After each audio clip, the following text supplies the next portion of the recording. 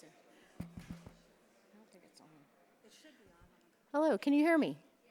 Hi, everyone. I'm very excited to get to, first of all, greet you here at UMBC. So my name is Amy Freud. I'm the director of the Drescher Center for the Humanities. And the Drescher Center hosts a Humanities Forum with events throughout the year. And this is our last, but definitely not our least, partner event with the Philosophy Department. I want to tell you that the Philosophy Department is one of the stars of the humanities programs here at UMBC. So, yeah, right? Fabulous faculty, fabulous students, alumni. I think, is anybody a philosophy alum here in the audience? So, woo, we got a few. So I think you're gonna really love this evening's talk. It's the end of a very successful series of talks by the Philosophy Department's new Center for Values and Ethics and Values.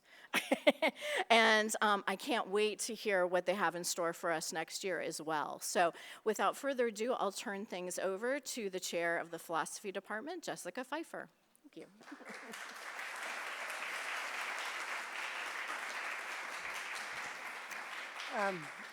So welcome once again from me to our last event of this academic year of our new Center for Ethics and Values, which is also the last event of the Drescher Center Humanities Forum, right?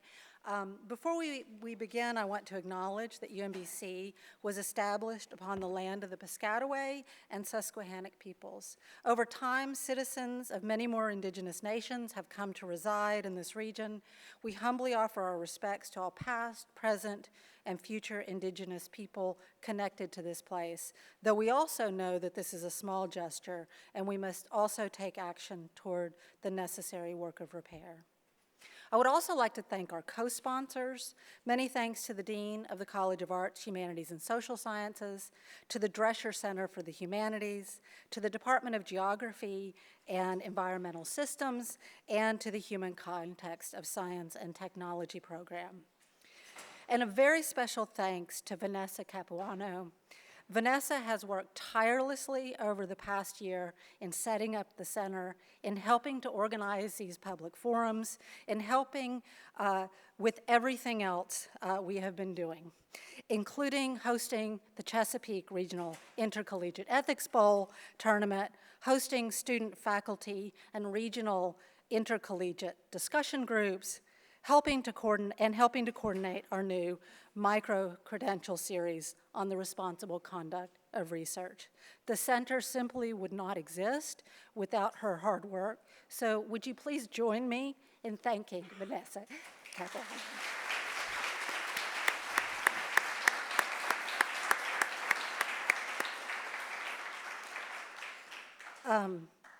Today's event is part of the Drescher Center's Humanities Forum. Sorry to be repetitive. It's also part of our public forum series of our new Center for Ethics and Values. For more information about the center and to keep up with our events for next year, please visit us at ethics.umbc.edu, follow us on social media, and sign up to receive our newsletter. The mission of the center is to foster thoughtful, informed, and nuanced exploration of pressing ethical issues. Ethical issues are everywhere. We face ethical decisions in nearly everything we do, in our work, in our research, as students, as teachers, in our families, in our friendships, in deciding what to eat, in deciding whether to go to a public forum, in deciding where we get our news, what shows to watch, what social media to use, in deciding how to vote, and so on. These public forums provide an opportunity for us to come together as a community, including not only the community within UMBC, but also the wider community UMBC serves, to work together to gain a deeper understanding of the serious ethical issues we face. Following today's lecture, we invite you to join the conversation. You can see the QR code is supposed to be up here now. Is there a way to get the QR code up? There will be a QR code up here in a second on the screen, and you can use your phones or devices to go to the forum to submit questions. You are welcome to submit your questions at any point, and we will also, or maybe only, repost this QR code at the end of the lecture. So we'll try to, oh, there it is, yay, okay, thank you.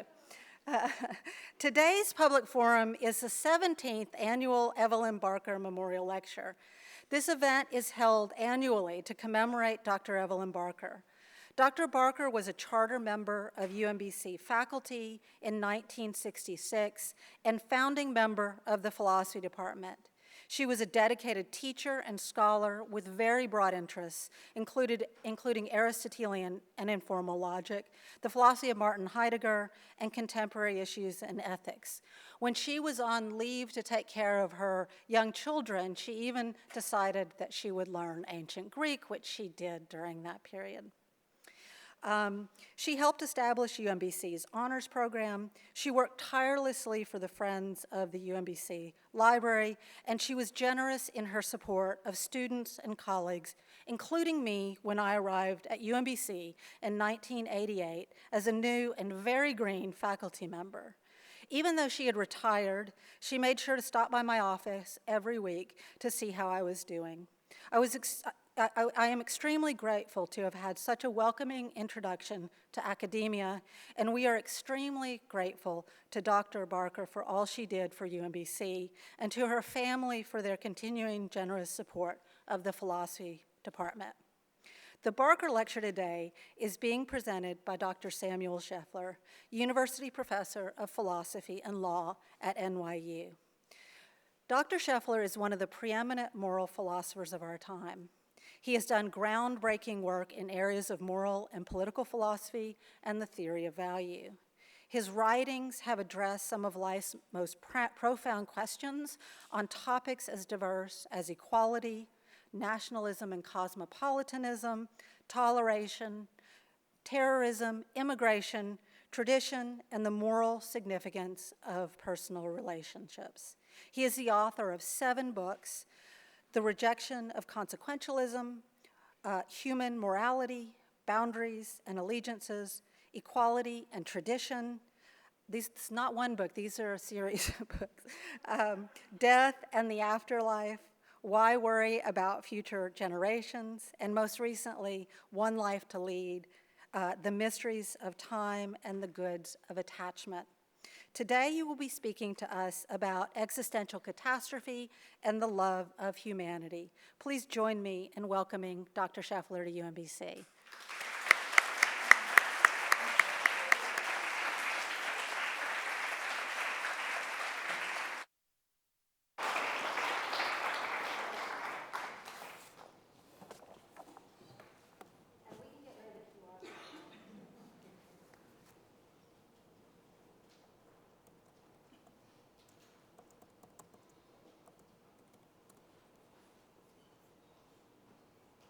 Well, thank you very much for that kind introduction. It's a great honor to be here and to be invited to give the Evelyn Barker Lecture.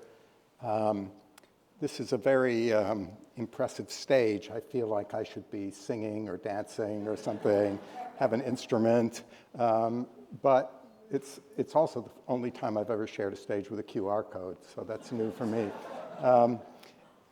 I actually feel I should apologize to you, especially given the setting. I feel like I should have wonderful slides to show you and be giving sort of a TED-type presentation. But in fact, this is going to be an incredibly retro lecture. I'm actually going to read a text. So I find that when I talk informally, it's more fun, but then the time's up and I've gotten through about 20% of what I wanted to say. So I'm just going to read, and I apologize in advance. I hope it's not too tedious for you. The material seems interesting to me, and I hope you'll find it interesting as well. So in an acclaimed book called The Precipice, the Oxford philosopher Toby Ord estimates that there's a 1 in 6 chance that humanity will experience what he calls an existential catastrophe within the next 100 years. By an existential catastrophe, he means either the extinction of humanity or some other event like the irreversible collapse of civilization that destroys what he calls humanity's long-term potential.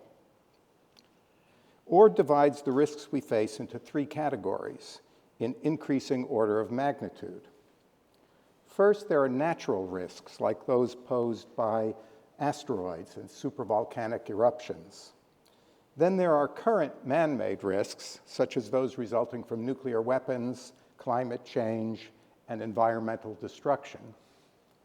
And finally, there are newly emerging man-made risks, such as those posed by artificial intelligence and engineered pandemics.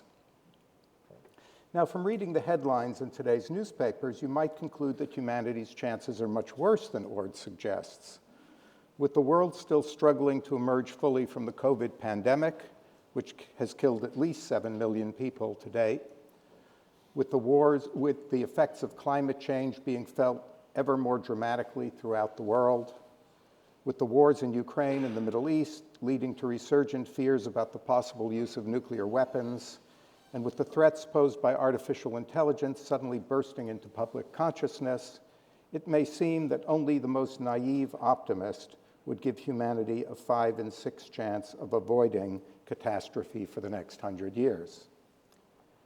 But my topic tonight isn't how to measure the risk of existential catastrophe. It's how we should react to those risks. And by that I mean not only what we should do about them, but how we should think about them. If there really is a serious chance that humanity will suffer an existential catastrophe within the next 100 years, how should we view that prospect? Now, in recent philosophical discussions of this question, two opposed answers stand out. One answer, favored by Toby Ord and other advocates of what they call long-termism, is that we should make the avoidance of existential catastrophe our highest priority, or at least one of our highest priorities. The second answer, favored by so-called antinatalists, is that we should welcome the prospect of humanity's disappearance and do what we can to accomplish it with as little suffering as possible by simply ceasing to have children. If I had to choose between these views, I would choose long-termism because I too think that human extinction would be a catastrophe and that it's desperately important to safeguard humanity's future. But my reasons for thinking this are very different from the reasons offered by long-termists.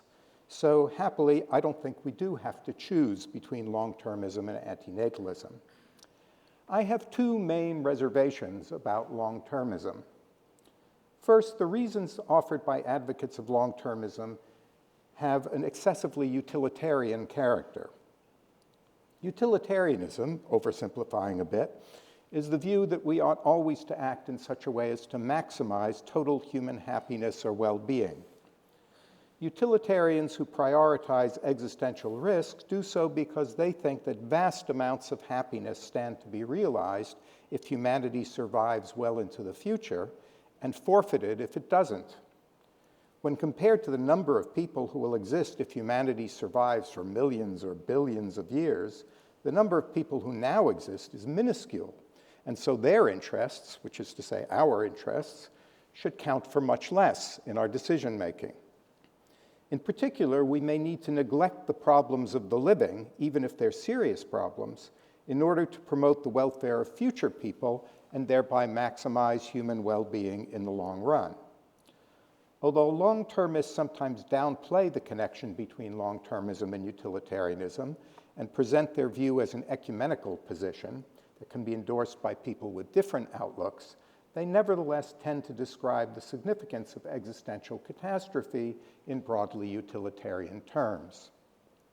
There's a second aspect of long-termism that also makes me uneasy. The view has its roots in the field called population ethics, which is preoccupied with puzzles that arise when one thinks about hypothetical choices among populations with different sizes and levels of well-being. In this field, a lot of discussion is devoted to artificial choice situations in which we're supposed to consider the effects of our actions on the existence and well-being of large numbers of people who will or may exist in the future. Should we cause them to exist or not? What should we do to promote their well-being or prevent their suffering? How should we make trade-offs between the number of lives lived and the quality of those lives, or between total aggregate well-being and the distribution of well-being? Suppose, to take a simple example, that we have to choose between two worlds whose populations do not overlap. The first world is inhabited by people who enjoy a very high level of happiness. In the second world, the population is twice as large as the population of the first world, but people's lives, although well worth living, are only 60% as happy. Which world should we choose to bring about? In these discussions, it's tacitly assumed that our own identities as choosers are fixed independently of our relations to our successors, and that the only question for us is how to exercise our causal powers to benefit them. Now, long-termism, with its roots in population ethics, inherits this way of thinking about our relations to future generations. But I regard this way of thinking, like the utilitarian framing of questions about the future of humanity, as misguided for reasons I'll explain. I believe these ideas give a distorted picture of our relations to future generations. So although I share long-termism's deep concern for the future of humanity, I see that concern as grounded in a different set of ideas, which also support a different set of practical recommendations. This matters because if we want to mobilize people to reduce the risks of existential catastrophe, we need to be clear about what exactly we think they should be trying to achieve and why. So let me begin with an observation. Many people in the past assigned great significance to their participation in an ongoing chain of generations, an ongoing succession of human lives. They possessed what I call a historicist sensibility.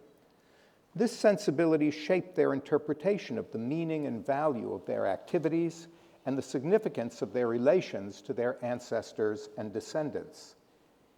It led them to situate their activities within ongoing historical traditions and to see the historical dimension of those activities as an important aspect of their value.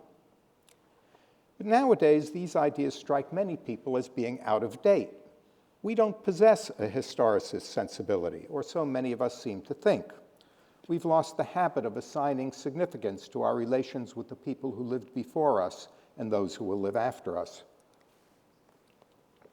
We've lost the sense of ourselves as being involved in a kind of implicit partnership with our ancestors and descendants, as participants in a common enterprise.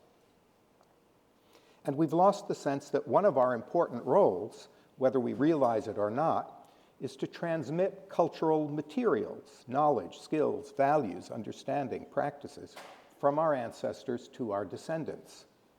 Of course, the relevant form of cultural transmission is never simply a perpetuation of the status quo, since each generation makes additions, subtractions, modifications, and more or less radical departures to or from the ancestral legacy that defines its starting point.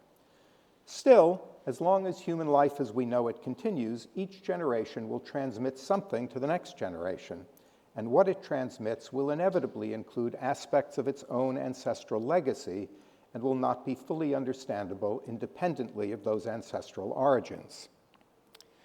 But if we downplay the historicist orientation that came more naturally to people at other times, certain of our attitudes reveal its continuing hold on us. We possess more of a historicist sensibility than we may suppose. It makes its presence felt in various ways. Consider, for example, the extent of people's interest in questions of personal and communal history. On the personal side, consider how much importance people attach to information about their family background and ancestry, to learning about their forebears, and to understanding the wider historical context of their ancestral origins.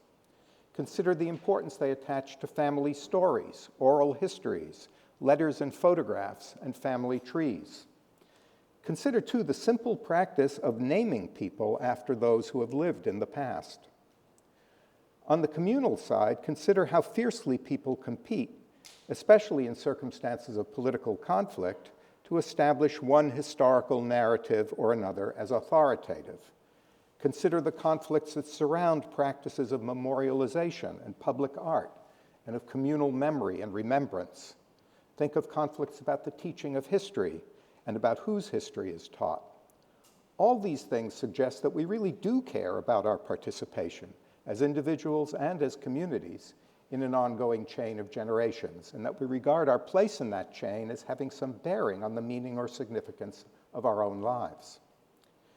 What's true of our interest in the past is also true of our interest in the future. Just as there are many indications of the importance we attach to matters of personal and communal history, so too there are many indications that we care about the future of our families and communities. But in this case, I believe that something stronger is also true. Many of us have a concern not only about the future of our own families and communities, but also about the future of humanity as a whole. This may seem like a surprising thing to say. We're accustomed to thinking that people don't care nearly enough about the future of humanity. We degrade the environment, we deplete scarce resources, and we're reluctant to limit our own consumption in order to secure better conditions of life for our descendants. But if we didn't care at all about what happened to humanity after our deaths, why wouldn't we feel even freer than we do to degrade the environment or to exhaust scarce resources? Why would we feel any need at all to think about the conditions of life for our successors?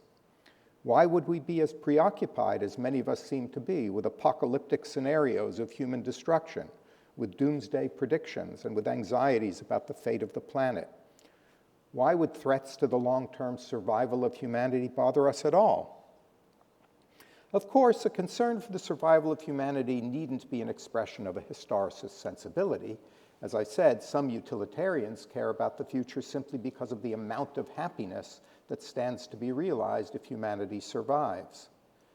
In general, though, I'm convinced that the phenomena I've mentioned are better understood as manifestations of a historicist outlook than as evidence of a widespread commitment to utilitarianism. In fact, I think the influence of utilitarianism has obscured from view other ways of thinking that have long been features of human thought and culture. And my aim this evening is to sketch some aspects of those other ways of thinking about our place in time and our relations to our ancestors and descendants. Now, I'll argue for both a weaker thesis and a stronger thesis. The weaker thesis is just that we possess more of a historicist sensibility than we may suppose.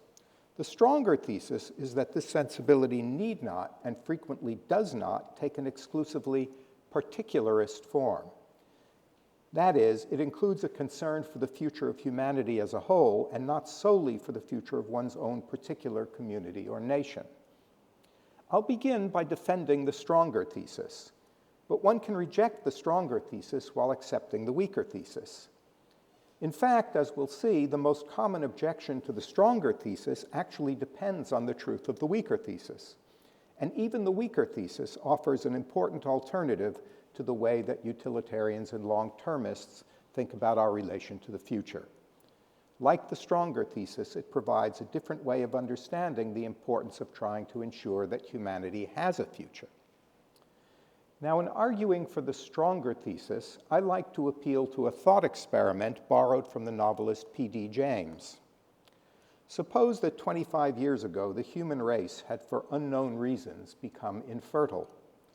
Nobody had been born since then, so there were no people alive anywhere on Earth under the age of 25. Scientists had become convinced that the problem was insoluble, and it was generally understood that humanity was facing imminent extinction.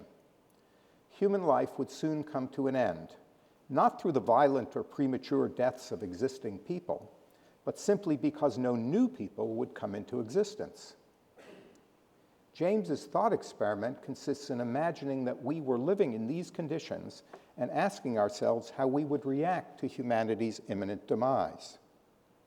Now, antinatalists might view it as an ideal outcome, since humanity would become extinct without anyone suffering a violent or premature death. But I believe, as P.D. James herself did, that many people would regard humanity's imminent extinction as a catastrophe, even though neither they nor their loved ones would face premature death.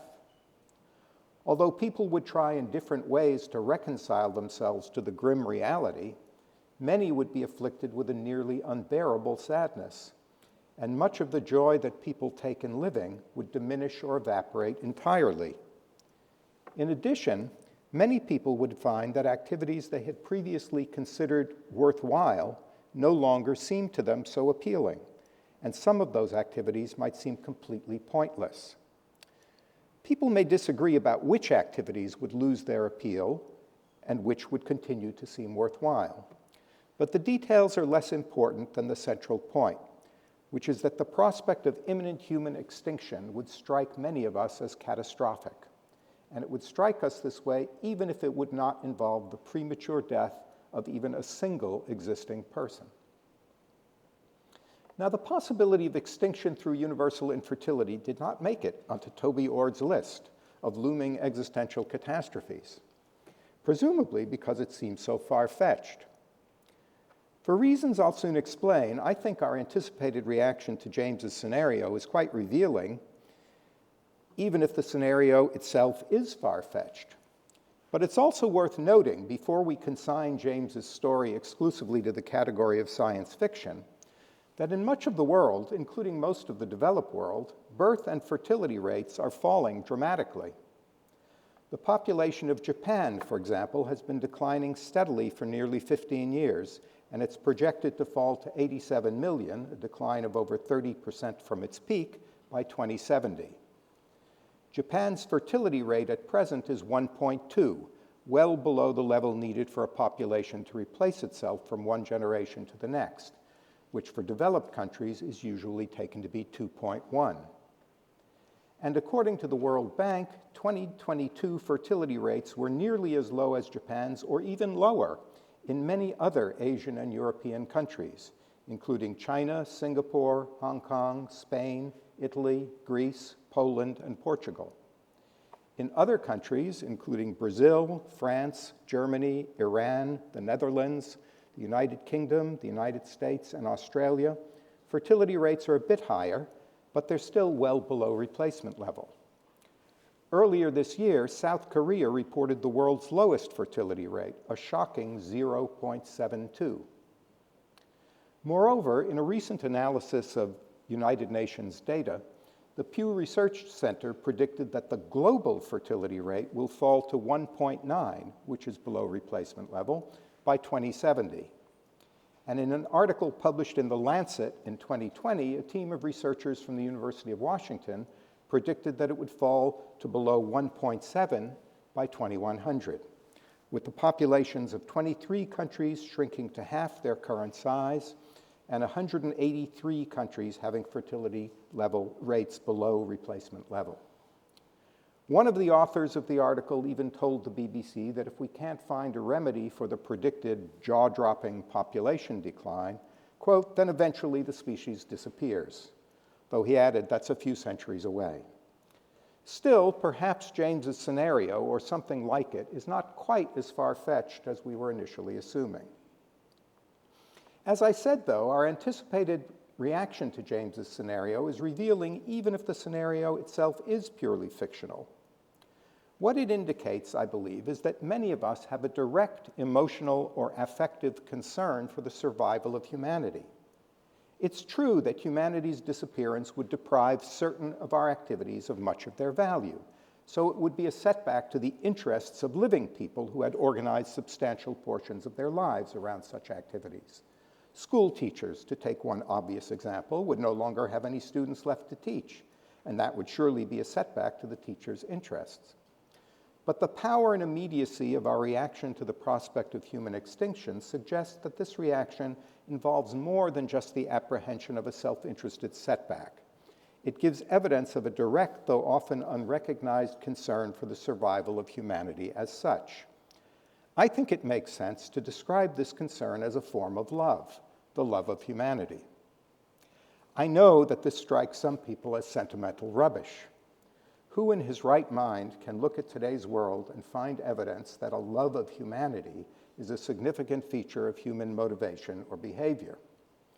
But in speaking of a love of humanity, I'm not ignoring the long and sorry history, which continues to this day and is sure to continue into the future, of human violence, cruelty, and barbarism. Just because of that history, though, I think it's important to call attention to what I'm calling a love of humanity and to insist that it too is part of human beings' complex motivational repertoire. By a love of humanity, I don't mean a warm, fuzzy feeling. The love of humanity, as I understand it, consists in a syndrome of attitudes and dispositions that includes, among other things, a desire that the chain of generations should extend into the future under conditions conducive to human flourishing, and a disposition to feel grief and sorrow at the prospect of humanity's imminent destruction.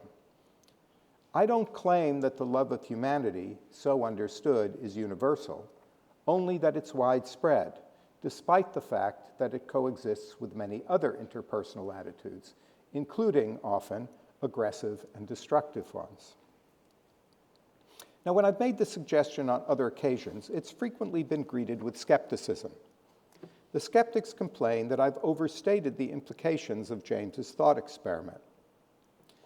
They concede that many of us would react with distress if we found ourselves in the circumstances that James describes. And they agree that those reactions couldn't be interpreted as manifestations of grief about the premature deaths of our loved ones, since under the terms of the scenario, the lives of our loved ones wouldn't be cut short at all. On the other hand, the skeptics point out, I've already acknowledged that people form deep attachments not only to other individuals, but also to groups, communities, and cultures. And in James's scenario, many of these groups would disappear sooner than they otherwise would have. Unlike the lives of individuals, the lives of these communities and cultures, which is to say their histories, would be cut short prematurely. And the disappearance of a community or culture can be a shattering form of loss which is experienced as devastating by its adherents. Since that's so, the skeptics argue, our strong reactions to James's thought experiment may show only the strength of our particularistic attachments, by which I again mean our attachments to our own communities and ways of life. Our reactions may show how devastated we would be by the imminent disappearance of the communities and ways of life that we treasure, but they don't show that we have an attachment to humanity itself. Moreover, the skeptics say there's no reason to suppose that many people do have such an attachment. The observed facts of human behavior suggest, to the contrary, that communal allegiances have an intensity that seldom characterizes purely humanitarian motives and sentiments. We have strong evidence that many people care intensely about the future of their own community or way of life, and little evidence that they have a comparable concern for the future of humanity as a whole. Since these more particularistic concerns suffice to explain our reactions to James's scenario, there's no reason to think that those reactions reveal anything that might be called a love of humanity. Now notice that the skeptics don't dispute the weaker of the two theses I said I wanted to defend. They don't challenge, that is, the idea that we have a historicist sensibility. They dispute only the character of that sensibility, asserting that it takes an exclusively or almost exclusively particularist form. In saying this, they do challenge the stronger of my two theses, but their challenge not only concedes, but actually depends on the truth of the weaker thesis. It's precisely because they take us to have a historicist sensibility with a strongly particularist character that skeptics doubt the prevalence of a love of humanity. Although I don't share their doubts, the skeptics are surely correct that people's lives are enriched by attachments not only to other individuals, but also to groups and communities of many kinds. My disagreement isn't with their positive claim about the importance of group attachments and affiliations, but rather with their negative assessment of the strength of humanitarian concern. Admittedly, in these divided and polarized times, the idea that love of humanity is a significant element of our psychological makeup may seem absurd. The best I can do by way of response is to invite you to think carefully about the character of the reaction you would have if you found yourself in circumstances like the one James describes. I grant, of course, that people's reactions would vary. But for many people, including many who do have strong attachments to particular communities, I'm convinced that the experience of confronting the imminent disappearance of humanity would have a distinctive character, quite unlike the experience of confronting the disappearance of a cherished way of life, or for that matter, the death of a beloved individual. Our response to the prospect of humanity's imminent disappearance would be distinctive in another way, too. It would consist in part in a recognition that the realm of value itself had been compromised, that a wide range of activities that were no longer worth engaging in, or at any rate, that the value of engaging in them was considerably diminished.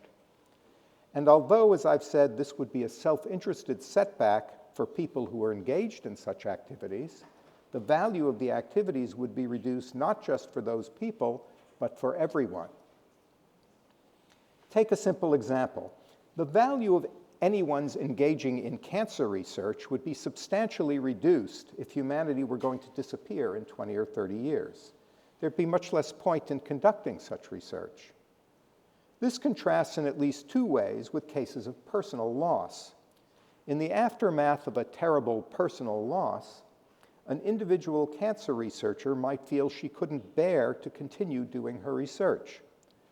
But in the first place, that doesn't mean her research activities would no longer be valuable if she did choose to continue with them.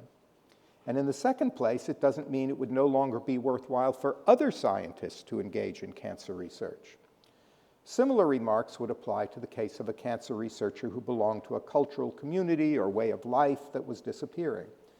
Devastating as those developments might be for the researcher, they wouldn't cast doubt on the value of cancer research.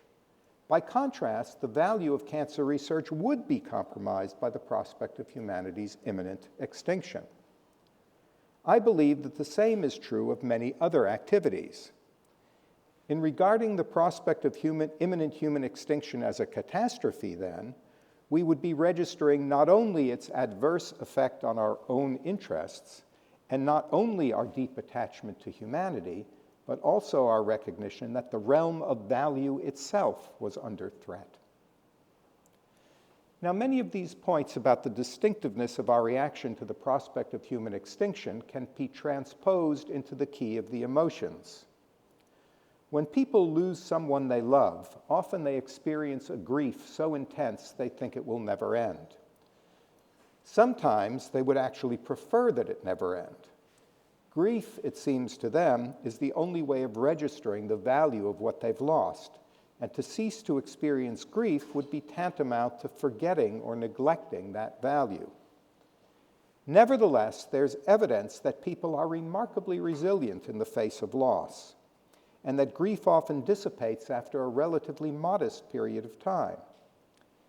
Indeed, we sometimes think that something's gone wrong if it doesn't dissipate. As with other powerful emotions, we think that at a certain point the person needs to let go or to move on. Whether we're right about that, and if so, why, is a fascinating question.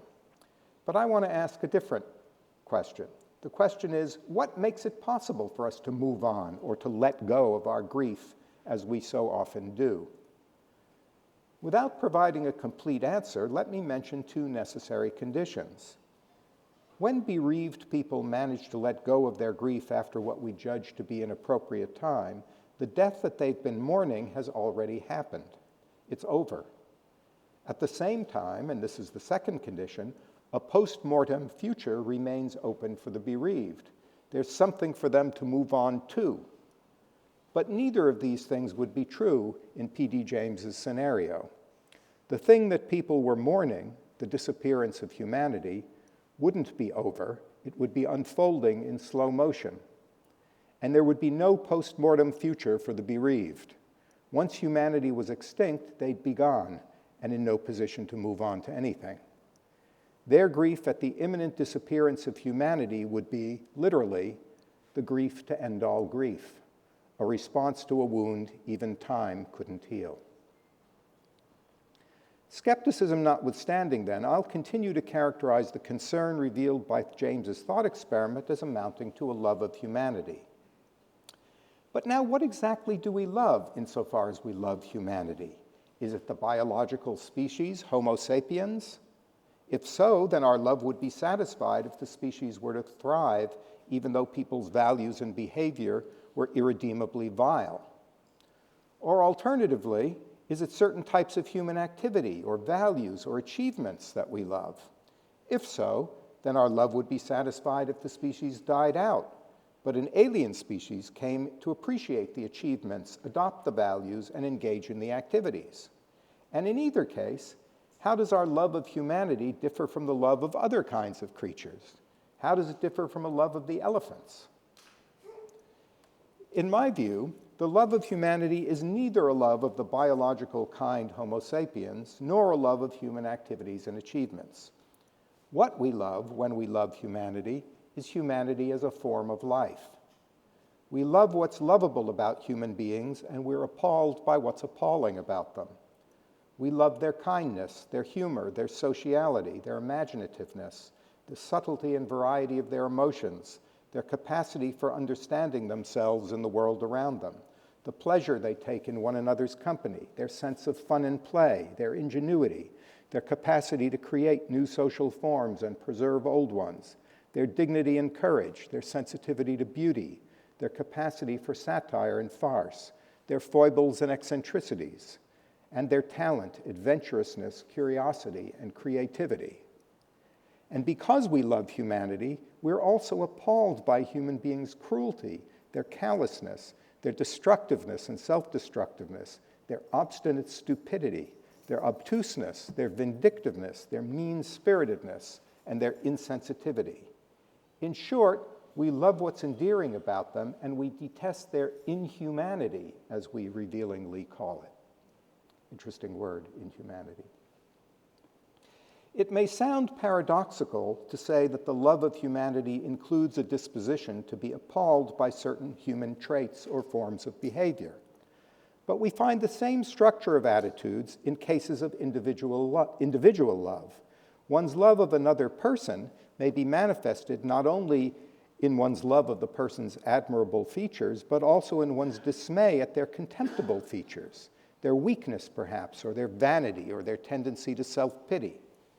If we didn't love them, we might be less bothered by their possession of those traits. Paradoxical though it may sound then, we may display our love for a person not only by loving what's lovable about them, but also by detesting what's unlovable. Does that mean we actually love the unlovable features after all? No. Our reactions of dismay may be manifestations of our love for the person without showing that we love the unlovable features themselves. And the same structure applies to our love of humanity. But there's still more to our love of humanity.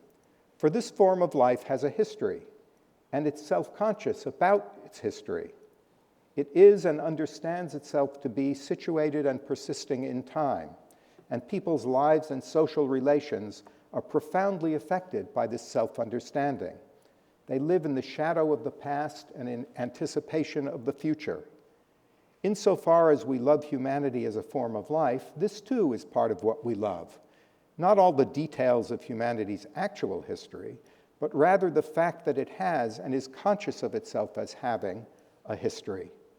Humanity is the form of life that seeks to understand and come to terms with its own temporality. And of course, none of this is like loving the elephants, because we're part of humanity ourselves. We participate in and do not merely observe this form of life. People's concerns resonate with us because they're our concerns. We fear and long for and delight in and despair about the same things. We get the jokes, we read the facial expressions, we're alive to the idiosyncrasies, we appreciate the nuances of language and gesture, we respond to people with attraction and not merely admiration, and above all, we see ourselves in them, not only when they're lovable, but also when they're not. This avoids the dilemma mentioned a moment ago. The object of our love and attachment is neither just the biological kind Homo sapiens, nor is it simply a set of human activities or values or achievements. It's humanity as a form of life. So on the one hand, our love would not be satisfied if the species flourished, but people's values were uniformly atrocious and their behavior thoroughly abominable. But neither, on the other hand, would our love be satisfied if our species died out, but some alien species came to appreciate and emulate our values and achievements. It's humanity as a biologically grounded, interpretively rich, historically situated, and temporally persisting form of life, a form of life in which we ourselves are participants, that we want to survive under conditions conducive to human flourishing. This brings us back to the question of the historicist sensibility. I've been defending the stronger of the two theses I articulated at the outset, namely that a love of humanity is a feature of our historicist sensibility.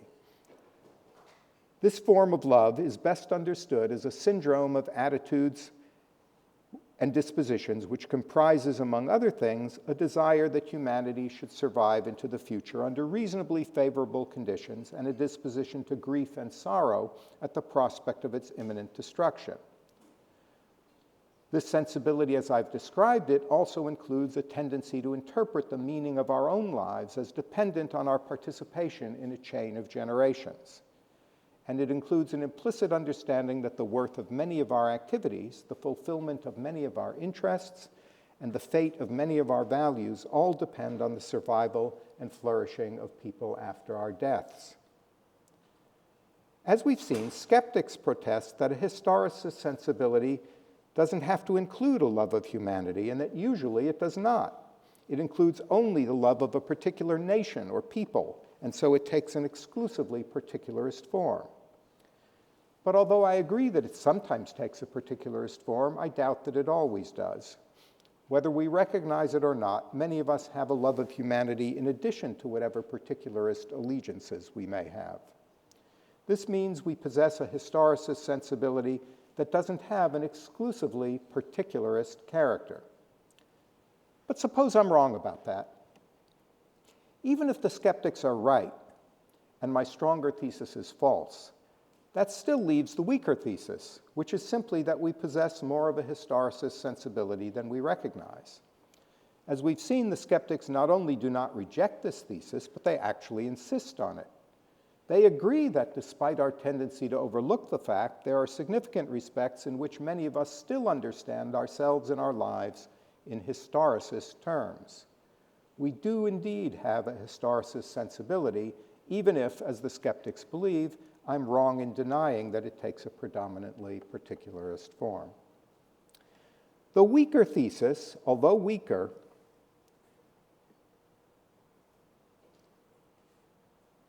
still offers an alternative to the way that long-termists conceptualize our relation to the future.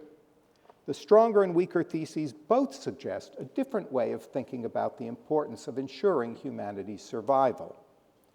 And in the concluding portion of this talk, I want to identify 3 lessons that this alternative historicist view can teach us, whether we accept the stronger thesis or only the weaker one.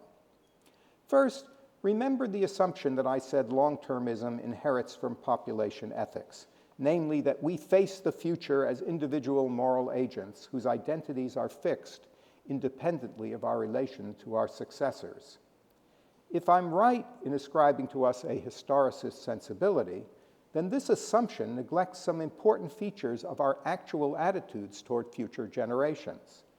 For our sense of ourselves as individuals already includes an understanding, whether explicit or implicit, that we're participants in an ongoing chain of generations.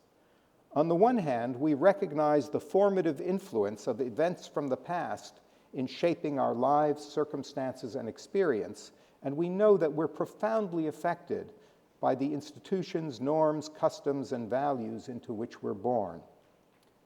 On the other hand, many of the activities we regard as worthwhile depend for some or all of their value on the survival of others after our deaths.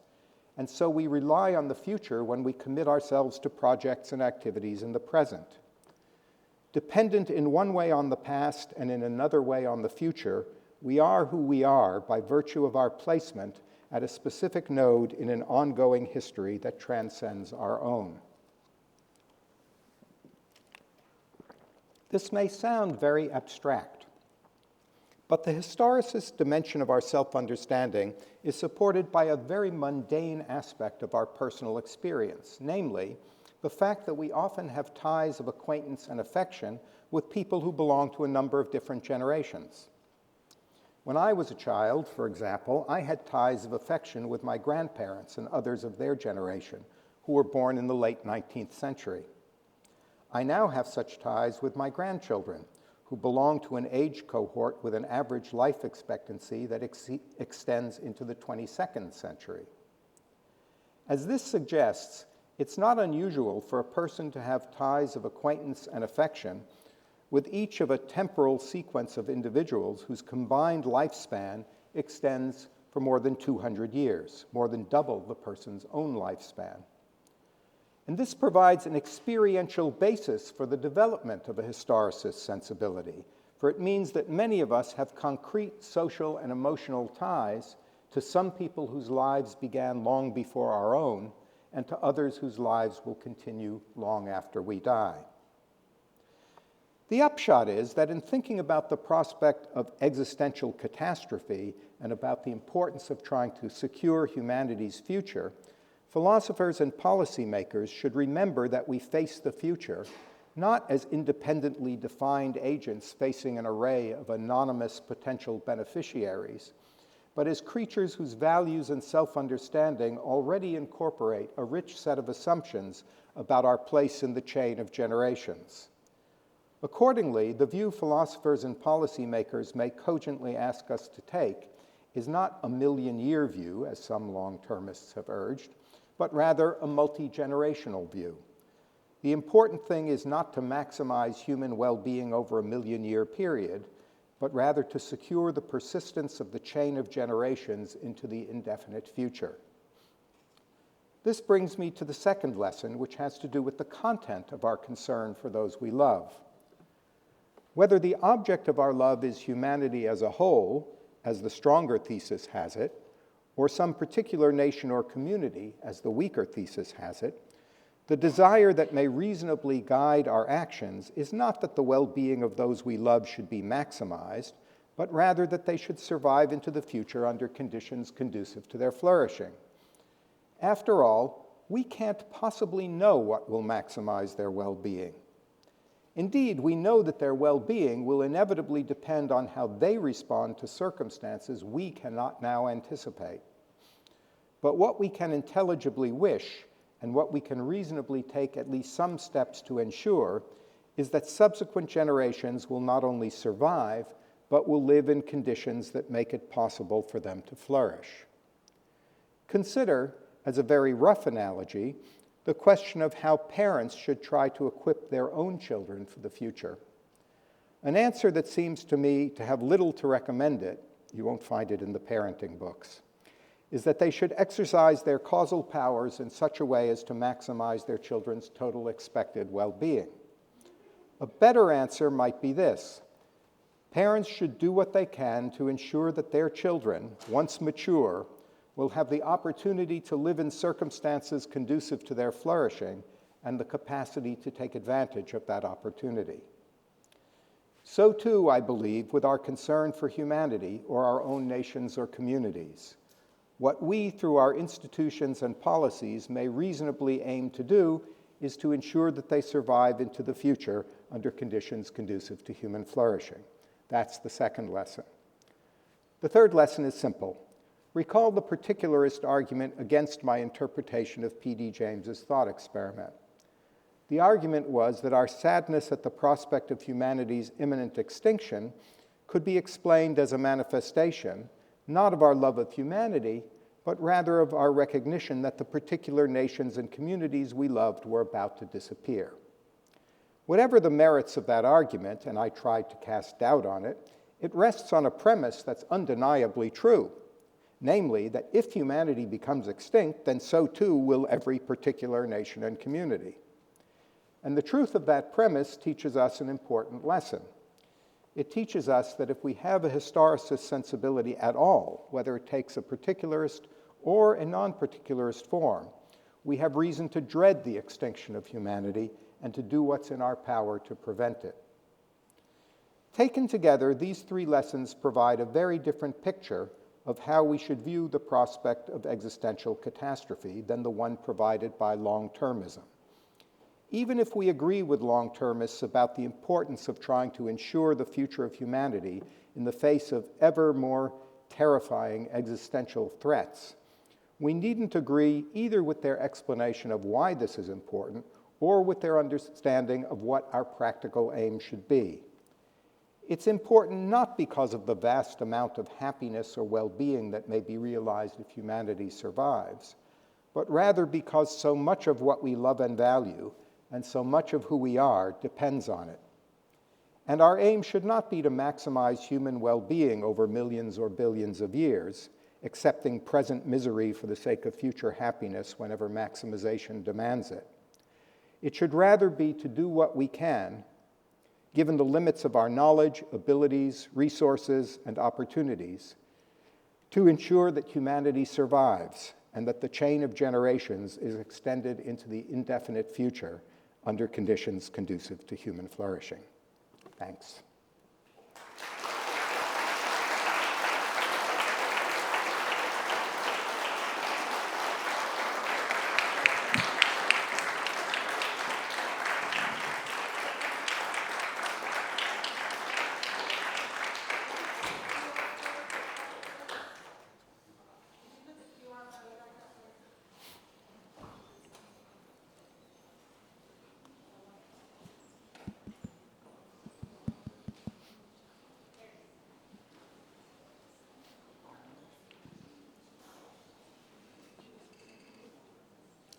So if you have any questions, you can use the QR code to submit them. Is this working? Okay, I'll ask the first question. So someone asks, they say, it seems obvious that humanity is not eternal and will someday in the future go extinct.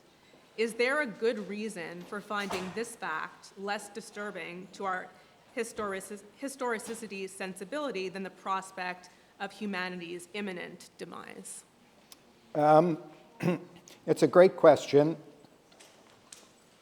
What are we to say about the idea that surely humanity will eventually become extinct? And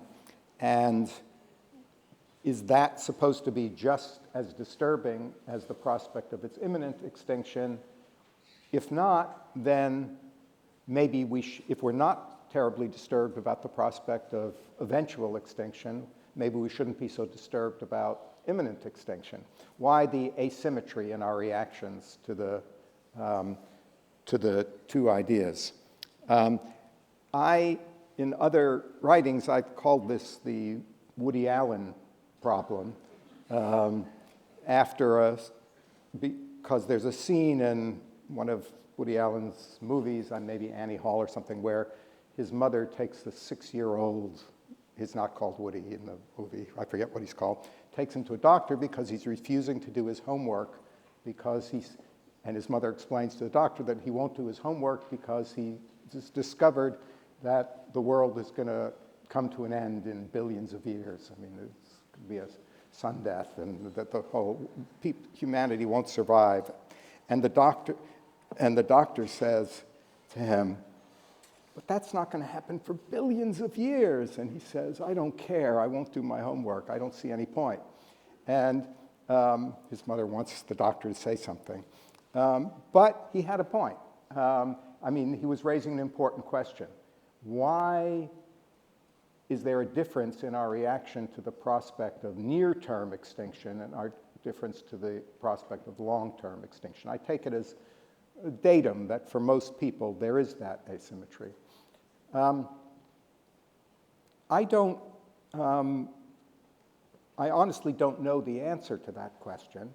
I think part of it is that we have a very hard time thinking about the remote future at all, and it's hard enough to get people to think like 3 weeks ahead of where they are now. And we've got enough problems that are urgent that the prospect of things happening in a very long time just doesn't register with us. It's also possible that it's a kind of kick the can down the road strategy, that we figure, well, if it's going to be very far in the future, maybe between now and then, people will find some other kind of solution. They'll figure something out. will find a way to travel to another part of the universe and colonize it. But partly, and some people may think it is disturbing that humanity, even in a very long time, will disappear. If I'm right, it's not the length of time that we're primarily focused on, is that we want the thing to continue for as long as it can.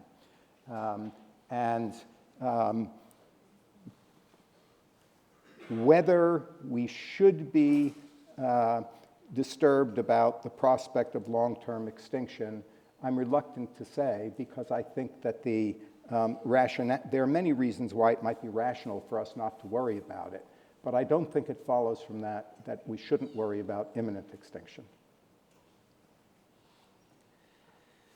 Okay, thank you. One is a two-part question. In your experience, which factors affect a community's love for humanity, and what methods could you prescribe to increase people's disposition to feel this way?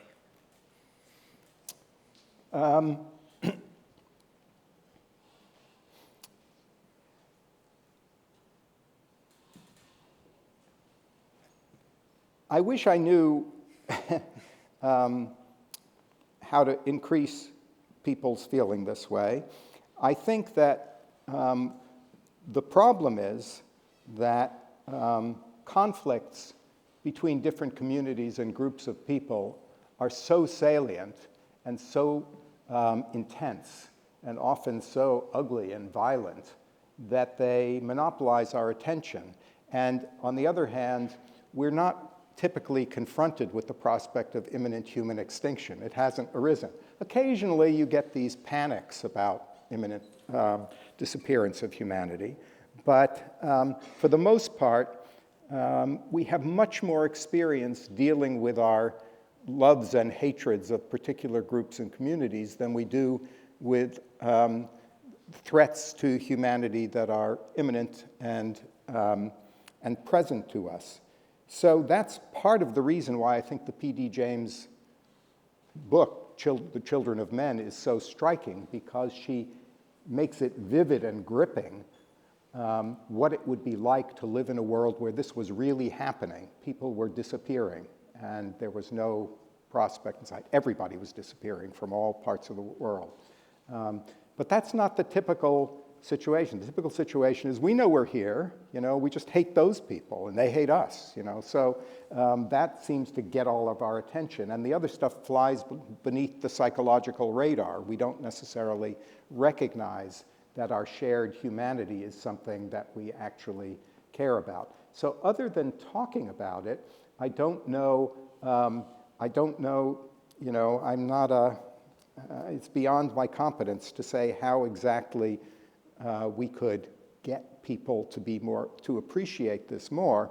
I do think that there is some level of appreciation of it, and it's not just in the obvious activities that we call humanitarian activities, where people actually help people who are in trouble, even though those people are not necessarily connected to them in any way. There is such a phenomenon. But I also think it's quite interesting how popular these kind of films and novels about the end of the world are. Once I started talking about this stuff, people always come up to me and said, "Have you ever seen this movie?" Or I make a whole list of movies and books, and I want. And what that suggests to me is that there is a kind of latent fascination with the idea and anxiety around the idea of humanity disappearing. It's not about the destruction of a particular community. The sci-fi movies and novels and so on, they're not usually just about one community disappearing. It's the threat to the Earth, it's the asteroid, the spaceship, the disease, the violent nuclear war. It's the end of everything. And I do think that that's very vivid and arresting to people. And although we don't have a lot of experience, and I hope we never do, with facing that as an imminent prospect, people do think about it, and I think it does tap into something in them, a kind of concern that transcends relatively local or sectarian conflicts and brings out a sense of a common human predicament. Okay, so someone asks whether you're suggesting that our love for humanity is an innate trait rooted deeply in our psychology, or are you primarily attributing it to social and cultural influences?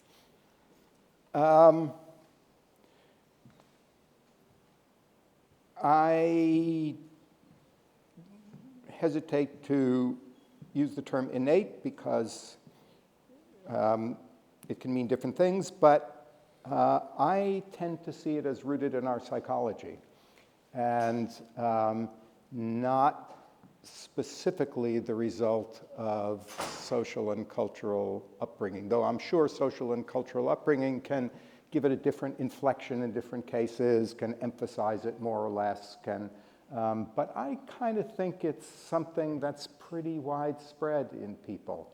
It's a shared value, especially because I think it comes along with an appreciation of the human form of life, which we all share. It's the appreciation of this thing we all have, human life. And I think that doesn't depend on, I mean, you can brutalize people sufficiently that they lack all sense of that, and that's a horrible thing, but that's not a sort of, that's not a cultural option. That's a deformation of human activity that needs to be dispelled and diagnosed, not preserved. So I'm inclined to think it's a pretty general thing that is given to us by virtue of our participation in this shared thing, which I call humanity as a form of life. Yeah, thank you. So there's sort of an in-between question between just we know eventually the human race will go extinct and imminent extinction. So if your account makes sense of the thought experiment about short-term extinction, what lessons should we or could we draw from your review about the small risk of extinction that the 1% chance Ord refers to? The small chance of extinction? Of extinction. When you started saying an intermediate question, I thought you were going to say, what about extinction in like a couple of hundred years or something? Well, it's more the uncertainty about, I think it's more about uncertainty of when exactly it will happen, where it could be, we could kick that can down the road. Right. Like in the P.D. James case, we know it's, right.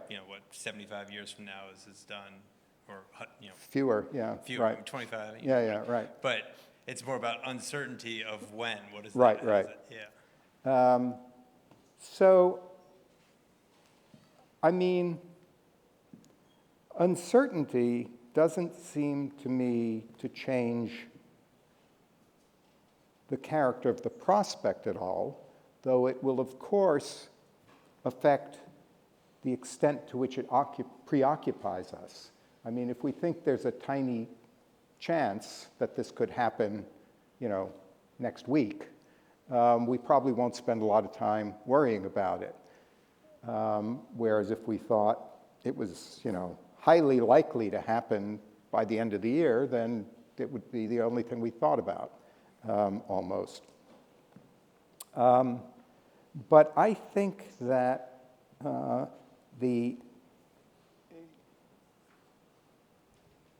insofar as we focus on it, the tiny chance of it happening doesn't make it any less bad. It just means that we have less of our mental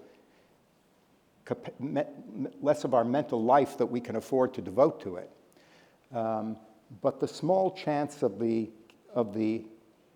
catastrophic happening is still a small chance of the catastrophic happening, and my aim is to get people to see how catastrophic it would be.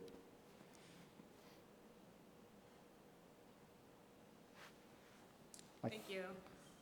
So someone asks whether there are social ontology questions in the background about, for example, the status of the species itself as a persisting unit of agency or a persisting substance of which we are a part, like in Spinoza. Are such questions relevant to normative ethics? In principle they are, and there could be a view like the one I was defending that placed more weight on the species in particular, and then there would be questions about its status, both as in collective agent or as a subject of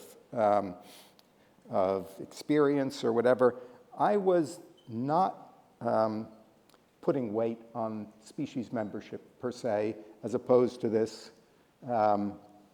idea of a form of life. And I don't think of the form of life as an agent exactly. So I don't think they're directly social ontology questions raised by the way I put it, but clearly they're not a million miles away. I mean, there's certainly, when I talk about humanity as a form of life and so on, and the importance of humanity surviving, there certainly are questions about what the relation is between humanity conceived of as a form of life and the individual people who are participants in the form of life. So I think those are questions. I didn't say anything interesting or at all about them, and I do think they're relevant. So a couple questions coming together is, do you have any advice for how people should weigh, just summarizing a couple questions, weigh doing things to try to further the existence of humanity and their own selfish interests, or at least self-interests?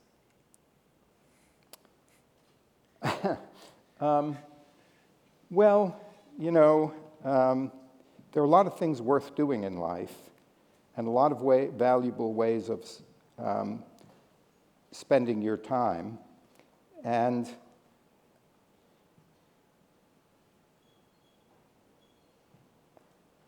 I'm hesitating because I could give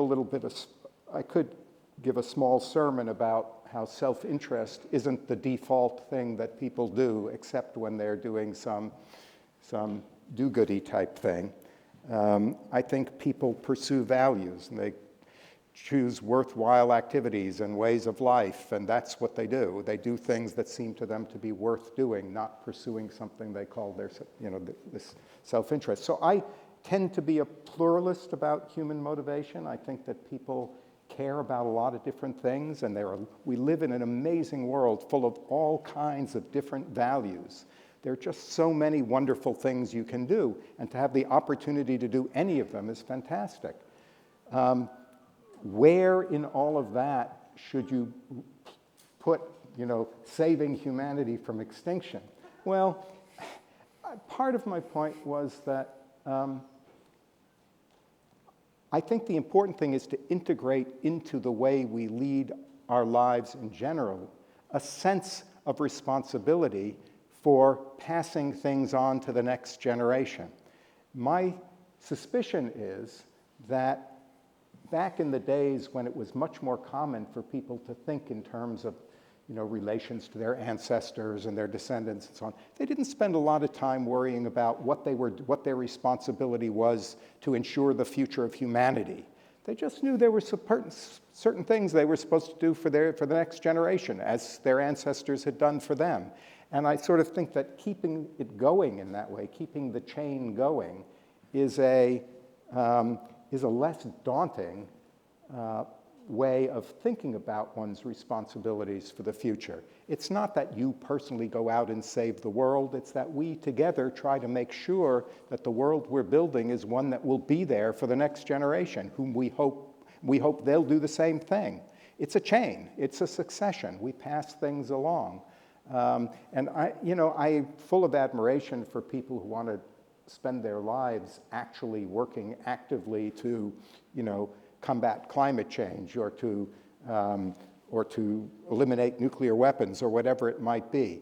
But apart from that, a much more ordinary way of contributing to the future of humanity is just by trying to leave the world in good shape for the next generation of people. Thanks. So someone asks, if humanity gradually evolved in such a way that our descendants have a radically different set of capacities, which makes them unable to appreciate and continue our current form of life, would that make their extinction insignificant to us? Yeah, great question. So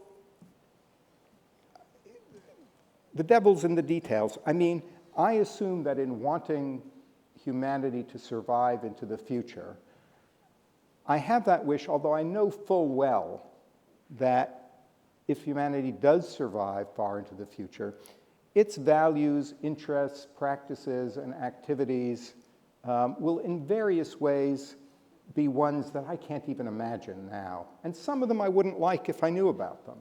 It's not that I think they're going to keep alive exactly the activities and practices that I now care about.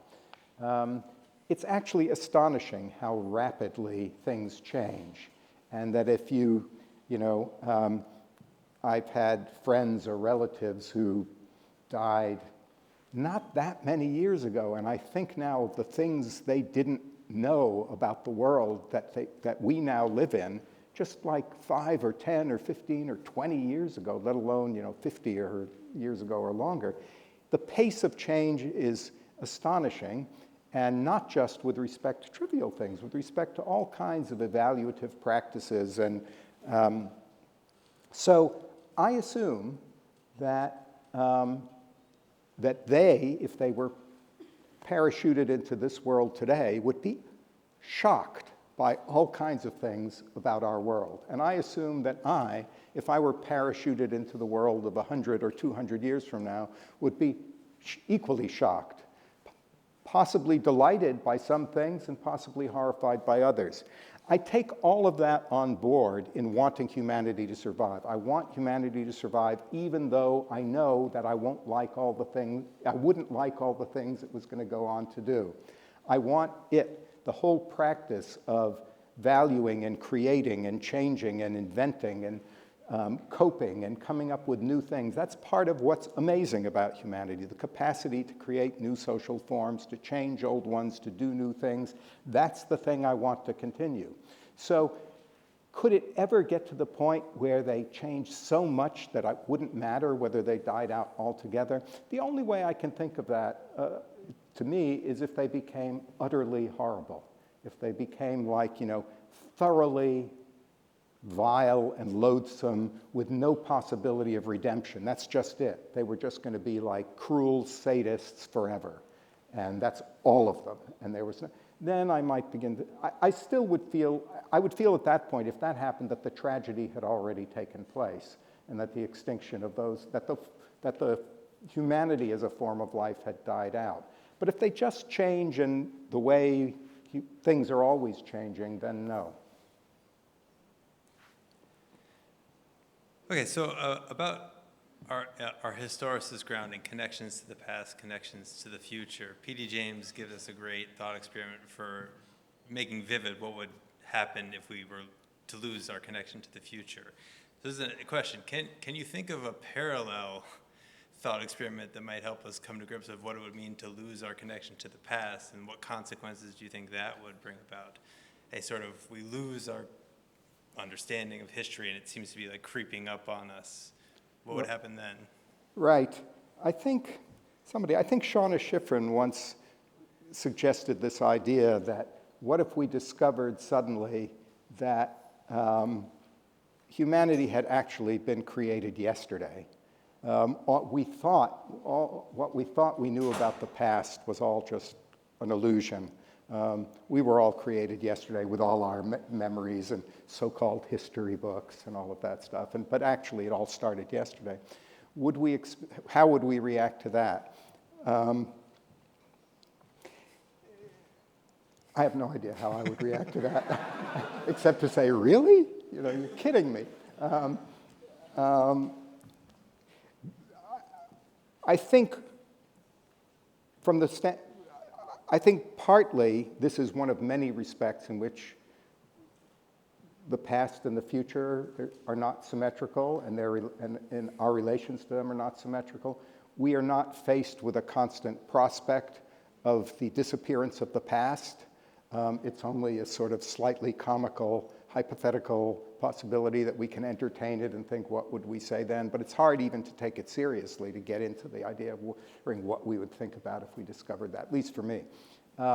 So I do think that the difference between, although you can concoct a scenario like that, I think the fact that it doesn't seem particularly urgent or compelling in the way that the prospect of the disappearance of the future does, tells us a lot about the difference between past and future, and cuts against certain ideas of temporal neutrality that have been popular among some philosophers.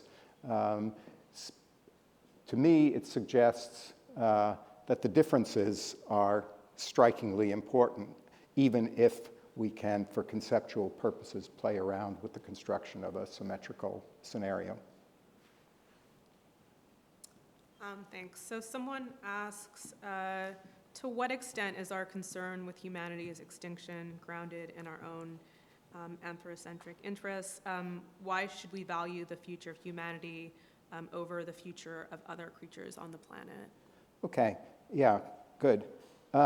So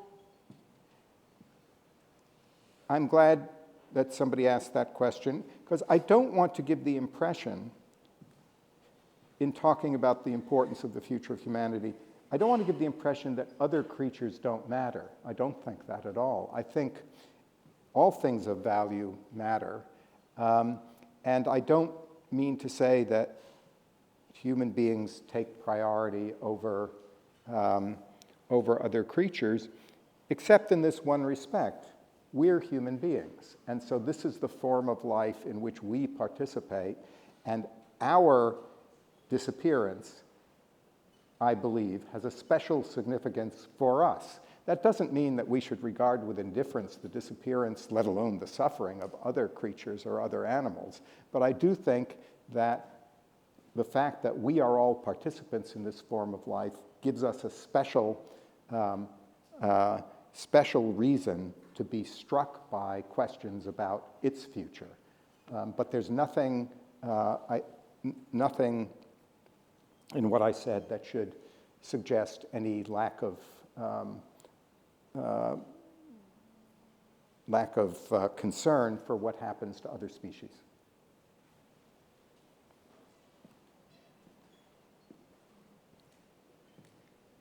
I just want to ask, someone asked, what is your favorite trait about humanity?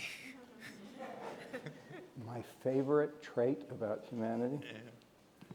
Huh. Yeah. I don't know. I'm tempted to say baseball, but that would be frivolous. But on the other hand, probably anything else I'd say would be frivolous. Yeah, I can't choose just one. There's so many.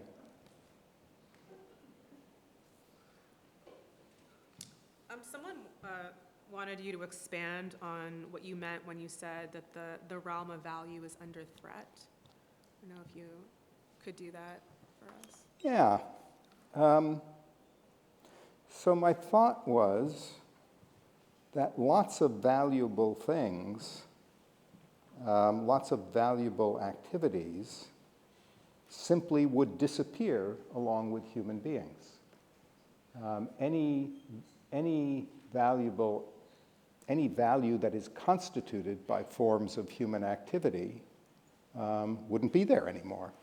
So our extinction would also be the extinction of lots of valuable activities. And, you know, if you like, you know, if you like baseball or live musical performances or spending time with friends, all of those things are quite valuable. We become extinct, all those kinds of values disappear. So artifacts that we now consider valuable might not disappear right away.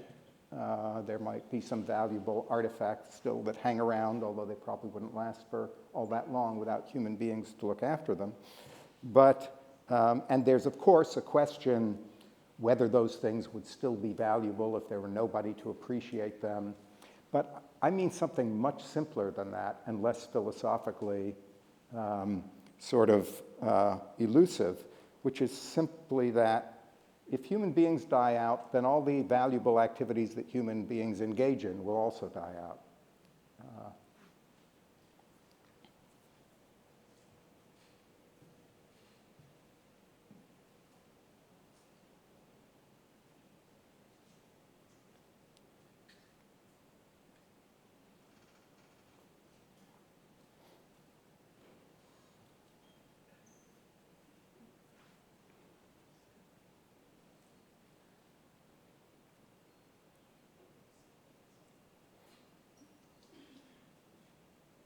There's just some coming in like as I'm trying.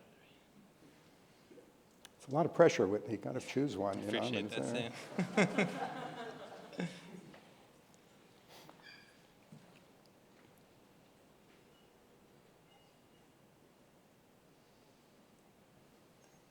Okay, so so there is a common thread to a lot of questions, just asking if the love of humanity is as widespread as you think. Why are there so many horrific things ongoing?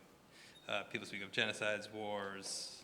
If it is as widespread as you suggest, why do we see what we see? We're complicated creatures. We are capable of the most wonderful things and the most horrible things simultaneously.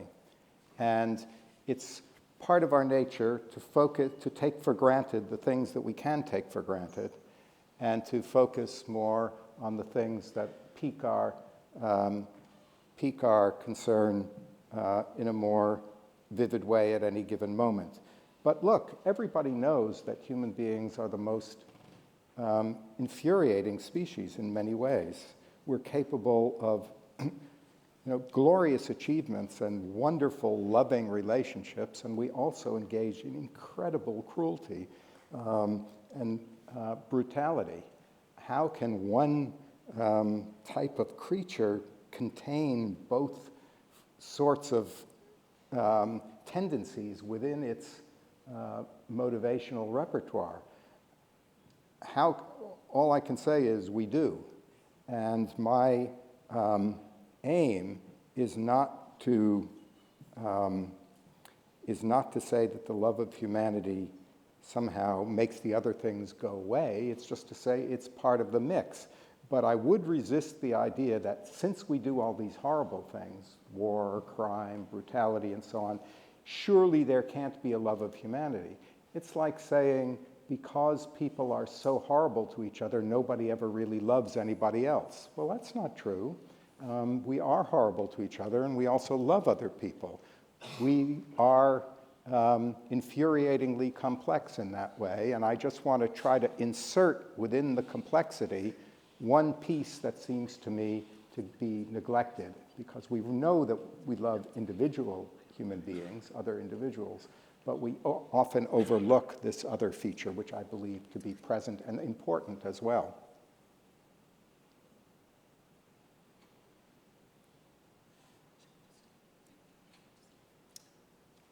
Okay, thanks so much. I think we're out of time, so can we thank our speaker? Thank you. Thanks.